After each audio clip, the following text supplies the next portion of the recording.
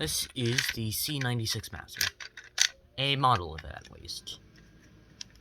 So, one of the biggest things that you'll notice is that the grip is much different from how I normally do it. There are flat plates, which I have used, and some of the side pieces that allow me to build it on the sides in addition to up and down. This makes it much easier for me to add details to it, or to the grip. It's also much sturdier.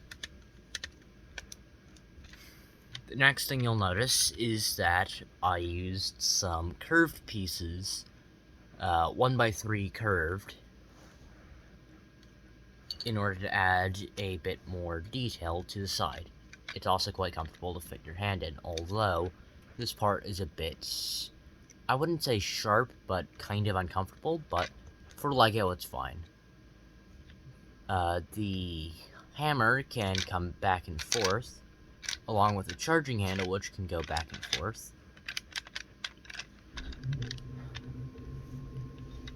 One second, the sights broke off because this really does not like to cooperate. So, the way that I got the hammer to move back and forth was by using a connection piece, which is often used for things to, like, well, slide back and forth, like a lever.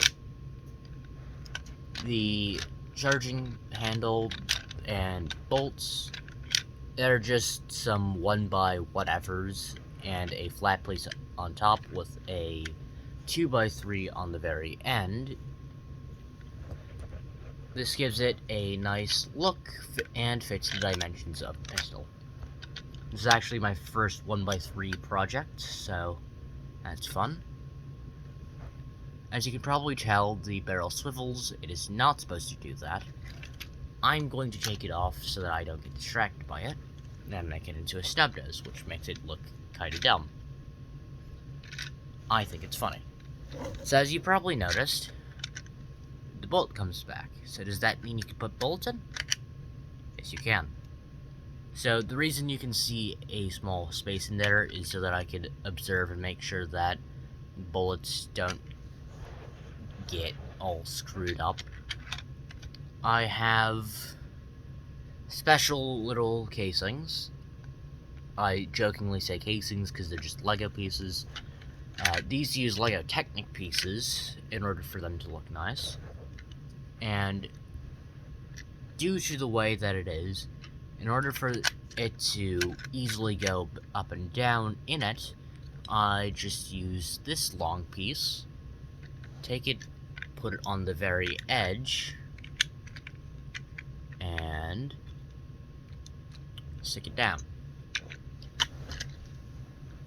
Now, I can take my bullet, or casing. Well, right now it's a bullet because it hasn't been shot yet. It'll become a casing once it goes down. So if I'm lucky, I would normally be able to just let it slide down. And since you can still see the light, that lets you know this didn't work. Didn't go down properly. Wait. Yeah, it didn't go down properly. So you have to bring it back up, try again. So I'll use a yellow piece so you can see it a bit easier. So on the real thing, it just has a stripper clip. Much easier. I couldn't build a stripper clip. So I can then take this long piece, slide it down, forcing it into place. But if it gets stuck, just ramrod it out. So after trying this over and over again, you'll eventually have one inside.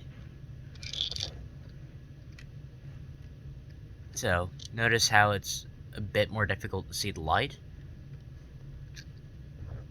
This means that if you look at the bottom, see it. Now this is the tricky part, getting a second one without massively screwing up. Thankfully, I haven't massively screwed up yet. Put it in, I'm going to call it the ramrod now. Put it in. Double check, make sure nothing's been screwed up.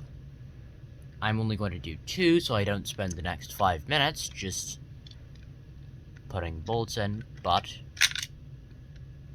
you take the stripper clip and have it just fall out.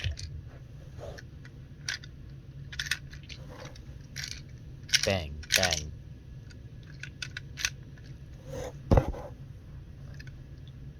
I can...